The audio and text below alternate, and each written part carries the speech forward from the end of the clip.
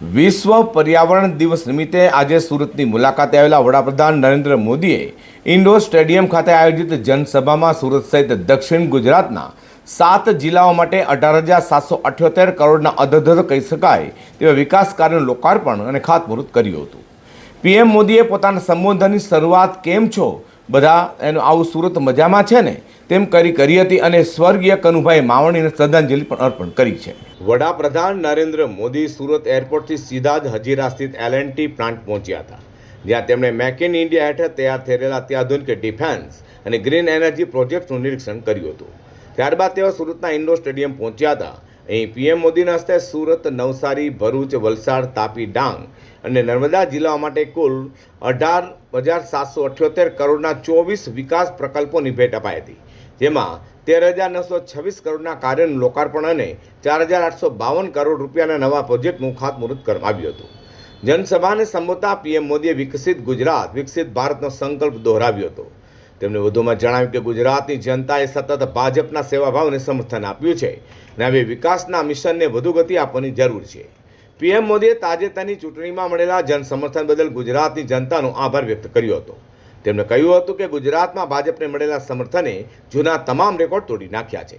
સાથે તેમણે સુરતના સ્વચ્છતા અભિયાનની ખાસ પ્રશંસા કરી હતી। પીએમ મોદીએ જણાવ્યું હતું કે 1 લાખથી વધુ લોકોએ 5 દિવસ સુધી સફાઈ અભિયાન ચલાવી શહેરને સ્વચ્છ બનાવવાનો પ્રયાસ કર્યો છે। સુરતનો કચરા ભેટ સ્વરૂપે મળવો મારા માટે સૌથી મોટી સોગાત છે અને તેના માટે હું સમગ્ર સુરતનો આભાર માનું છું, તેમ મોદીએ જણાવ્યું હતું। संकल्पित है तो देश का हर लक्ष्य पा सकता है और यही भारत की ताकत है। आइए हम विकसित भारत के निर्माण को मिलकर एक साथ मिलकर के गति दें। हम सपनों को संकल्प में बदलें और संकल्प को सिद्धि में परिवर्तित करने के लिए अपने आप को झोंक दे। दोस्तों, मैं आपके साथ कंधे से कंधा मिलाकर खड़ा हूं। आप 2 कदम चलेंगे, मैं 3 कदम चलने के लिए तैयार हूं। रुकना और थकना हमें मंजूर नहीं है। इसी आह्वान के साथ एक बार फिर विकास परियोजनाओं के लिए बहुत बहुत शुभकामनाएं। भारत माता की, भारत माता की वंदे वंदे वंदे वंदे वंदे वंदे वंदे वंदे वंदे वंदे वंदे। थोड़ा દિવસ પહેલા જ મારા એક અનન્ય સાથી, જેમની સાથે મેં વર્ષો સુધી કામ કર્યું અને જીવનની અંતિમ પળ સુધી જે સતત કાર્યરત રહ્યા, એવા કનુભાઈ માવાણીની વિદાય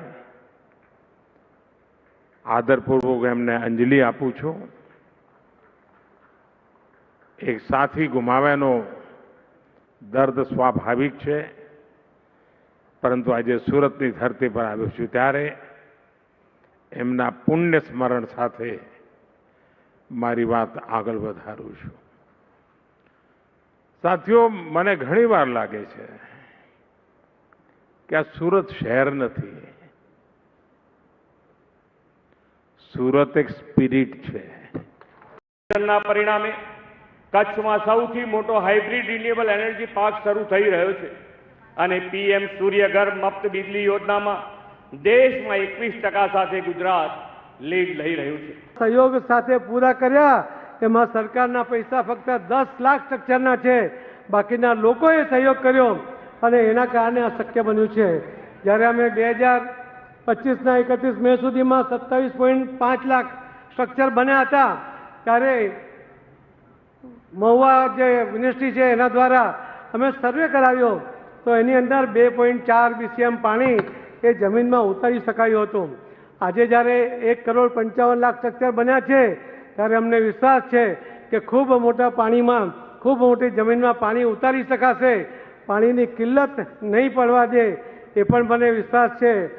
2014થી આજ સુધી જે વ્યક્તિએ આપણા સૌ માટે પોતાની જાત ઘસી લીધી હોય, રાત દિવસ એક કરીને આ દેશના વિકાસના કામ આગળ વધાર્યા હોય, એવા આપણા વડાપ્રધાન શ્રી નરેન્દ્રભાઈ મોદીએ પ્રધાનમંત્રી તરીકે આ દેશને 12 વર્ષ સુધી સેવા આપીને 12 વર્ષ પૂર્ણ કર્યા છે.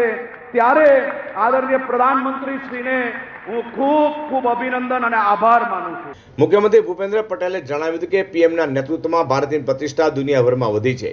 વિશ્વમાં હાલ જે સ્થિતિ ઉદ્ભવી છે તેમાં પણ 140 કરોડ દેશવાસીઓને ભરોસો અને વિશ્વાસ છે કે મોદી સાહેબ છે તો આપણે સુરક્ષિત છીએ. પીએમએ 2 પગલાં આગળ વિચારીને ક્લાઇમેટ ચેન્જની આફતને અવસરમાં પલટાવી છે.